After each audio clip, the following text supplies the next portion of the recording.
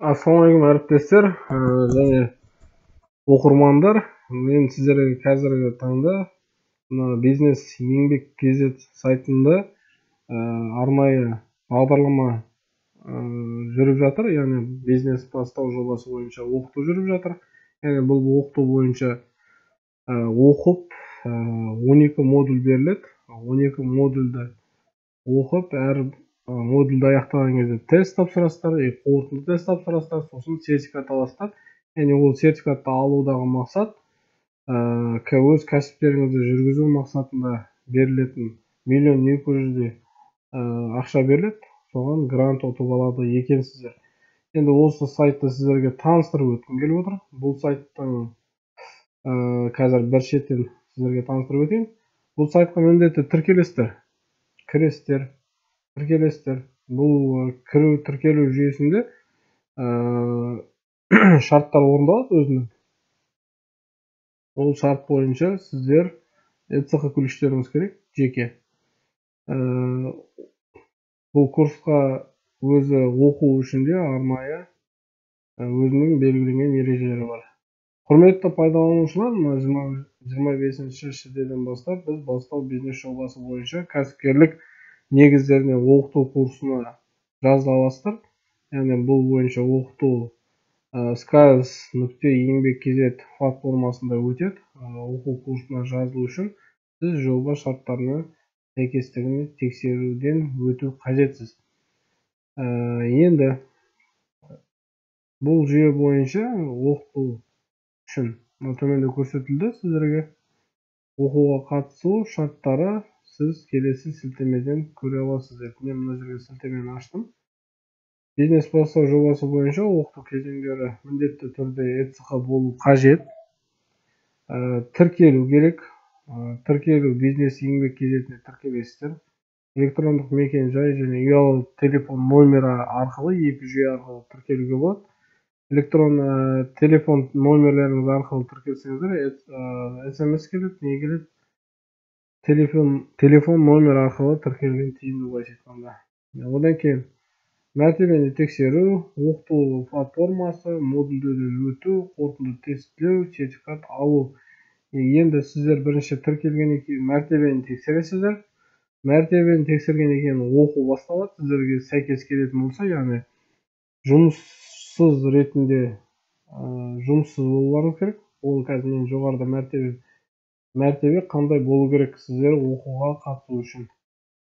Жұмыспен қамту мынадай сипаттарының біріне жату керексіз. Яғни тіркелген жұмыссыз ретінде қысқартылатын қызметкерлер, бірыңғай жинақты төлемді төлеушілер, ісінен жаңадан бастаған және жұмыс істеп жүрген кәсіпкерлер, отбасылық кәсіпорындағы ақы төленбейтін қызметкерлер, табысымен ең төменгі күнкөріс деңгейінен төмен жеке қосалқы шаруашылықта жұмыс істейтін адамдар, табыстары ең төменгі күнкөріс деңгейінен төмен өндірістік кооператив мүшелері дейді. Яғни сіздер осы неге статусқа лайықты болатын болсаңыздар, онда мәртебе тексеру бөлімінен сәтті өтесіздер дағаны оқу модулін бастайсыздар. Оқу модулінде 12 модуль бар. Ол модульдерді мен қазір сіздерге жеке-жеке таныстырып өтетін боламын. Модульден өтіп болғаннан кейін ең соңында қорытынды тест болады. Қорытынды тесттен өткеннен кейін сіздерге сертификат беретін болады. Сертификат алғаннан кейін сіздер өз жобаларыңызды тапсыру арқылы грант жеңіп аласыздар. Яғни грант жеңіп алғаннан кейін сіздерге сертификат береді. Яғни төленетін ақша. Енді төленетін ақшаны сомасы мына жерде де көрсетілген. Оқу сәтті аяқтағаннан кейін жобаға қатысу үшін аяқталғаны туралы сертификат алады және өзінің бизнес жобасын іске асыру үшін 400 АЕК-ке дейінгі мөлшердегі грантты алуға үміткер бола аласыздар дейді. Бизнес бастау жобасы бойынша оқыту.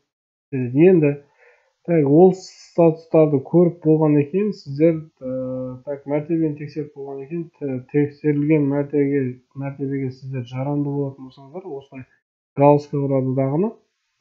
Жұмыспен қамту санаттарының деректері мемлекеттік органдардың ақпараттық жүйелерінде автоматты түрде тексеріледі дейді. Тексерілді, жұмыссыз болып көрсетілді.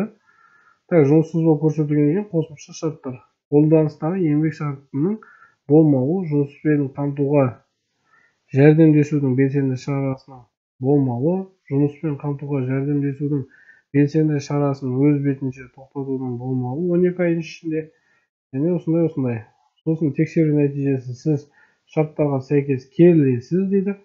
Сосын кәсіпкерлік негіздерді оқыту, бизнес бастау курсына өту деген бар. Яғни осыны басу арқылы сіздер оқу модуліне өтесіздер. Яғни мына модульдесіздер. Тіркелуден кейінгі мәртебе тексеру 3-ші кезеңге өтесіздер.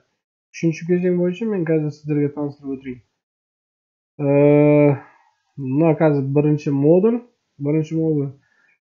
кіріспе, яғни табысты кәсіпкерлердің бизнес ойлауын және дағдыларын дамыту.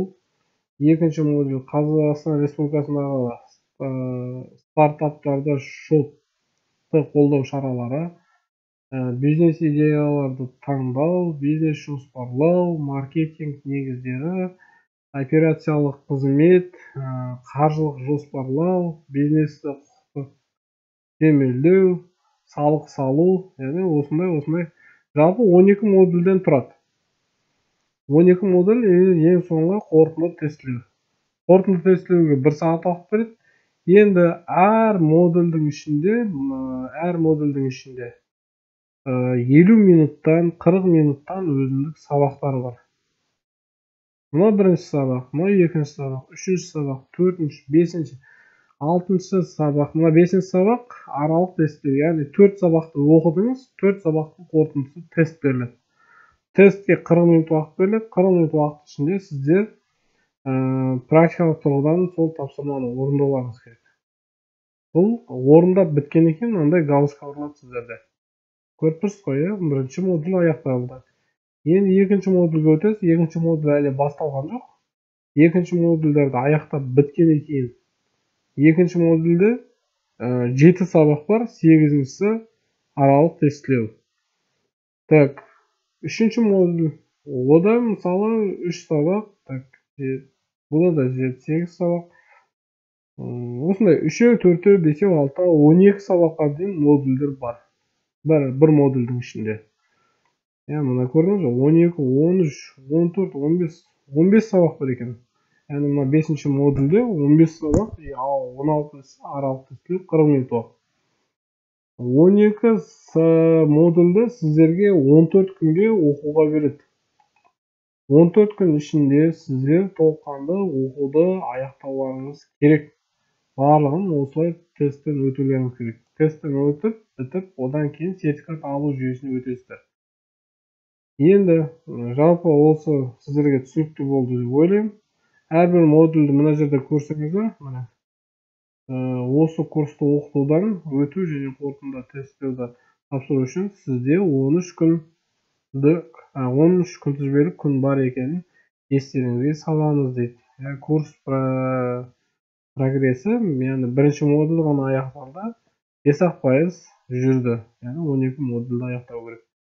Бизнес бастау жобасының шеңберінде кәсіпкерлік негіздеріне оқыту. Үйлеріңізде жұмыссыз жүрген мамандар болатын болса, ағайын, іні, бауырларыңыз болатын болса, осы сайтқа қатысып көріңіздер. Айтқандай, мен сіздерге бұның нелерін айтып өтетін болатын. Лимиттерін айтып өтейін айтқандай. Грант кестесін. Тапсыру уақыты бар өзінің арнайы. Гранттар кестесі өзінің аралығында ашылады. Қазір 16-сы бүгін. Бірінші лек бітіп қойды. Бірінші лек сәуір айында өткен, 01-04-ті 14-04-ті аралығында өтініш беру және қабылдау уақыты берілген. Енді екінші лек ашық қазіргі таңда 8-нен 19 аралығында. Ертең үшінші лек ашылады 31 августтан 13 сентябрьға дейін. Төртінші лек ашылады 19 мен 30 аралығында. Яғни сонысымен биылғы жылғы бастау бизнес жобасы аяқталады деп ойлаймын. Келесі жылға оны көре жатармыз. Бірақ осы беріп тұрған мемлекеттік гранттарды ұтып алуға тапсырып көрулеріңізді сұранамын. Яғни әркім өзінің әрекетін жасап, өз кәсібін дөңгелеткен дұрыс деп ойлаймын. Жалпы модульдер